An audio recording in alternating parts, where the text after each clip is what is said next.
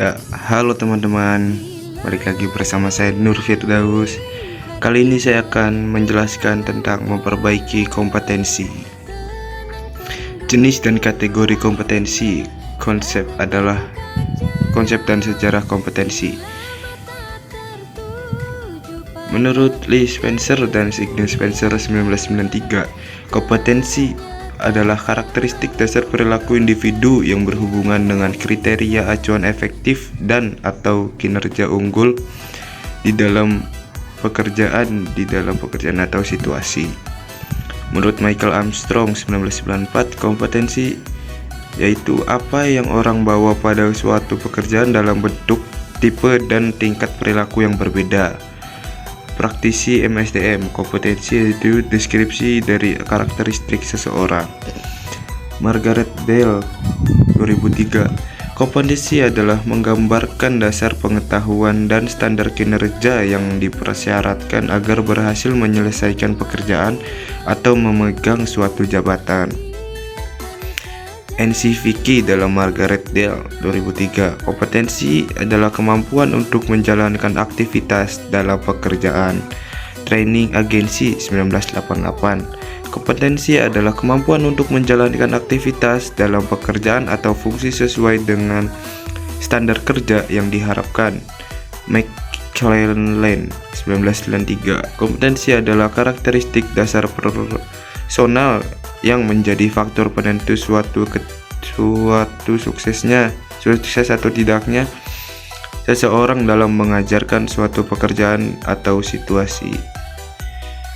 SK Kepala BKN 2003, kompetensi adalah kemampuan dan karakteristik yang dimiliki seseorang pegawai negeri sipil yang berupa pengetahuan, keterampilan, dan sikap perilaku yang diperlukan dalam tugas jabatannya sehingga PNS tersebut dapat melakukan tugasnya secara profesional, efektif, dan efisien.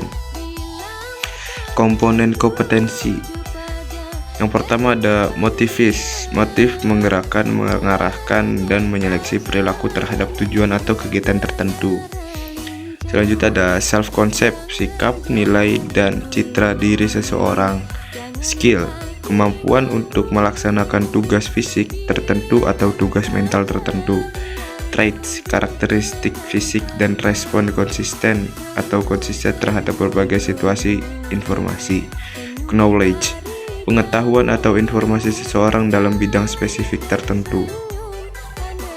Perlunya kompetensi diperbaiki. Determinal yang mempengaruhi atau membentuk kompetensi.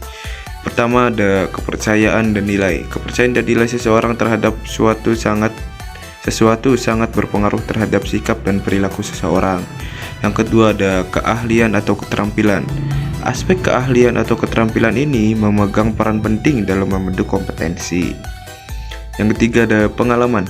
Pengalaman merupakan elemen penting dalam bentuk penguasaan kompetensi seseorang terhadap tugas. Yang keempat ada karakteristik personal.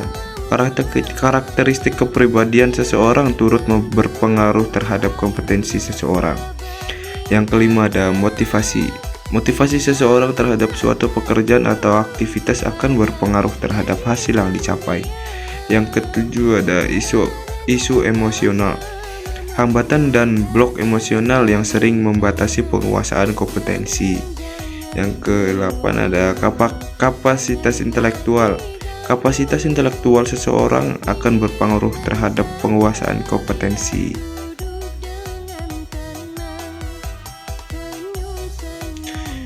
Tingkat perbaikan kompetensi. Mudah diperbaiki, mengembangkan orang lain, efisiensi produksi, kerja tim, keahlian teknis, orientasi pelayanan, mengelola kinerja agak sulit diperbaiki, orientasi hasil, kualitas keputusan, pengaruh penyelesaian konflik, pemikiran analisis kecerdasan organisasional sulit diperbaiki, inisiatif, inovasi, integritas dan kejujuran, pengelolaan tekanan, kejiwaan, pemikiran konseptualis dan fleksibilitas.